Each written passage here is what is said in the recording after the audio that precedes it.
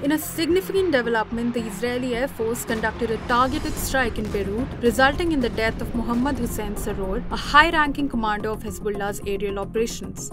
Let's break it down what happened and why this is important.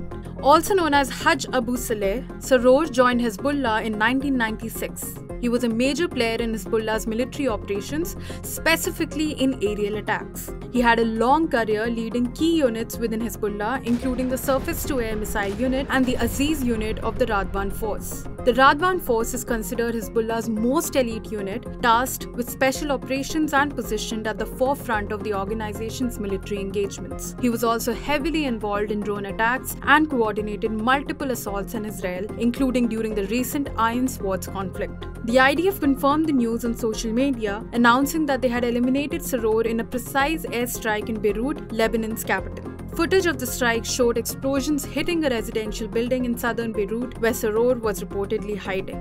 Saror played a critical role in developing UAV or unmanned aerial vehicle drone technology for Hezbollah. His operations weren't just limited to Lebanon. He also worked with Houthi forces in Yemen, coordinating aerial strategies there. The US and other international players, including France, have been pushing for a 21-day ceasefire to prevent further escalation. However, Israeli Prime Minister Benjamin Netanyahu has rejected the ceasefire, ordering troops to continue their mission with full force. Lebanese Foreign Minister Abdullah Bo Habib appealed to the UN for immediate intervention, warning that the conflict is threatening Lebanon's very existence.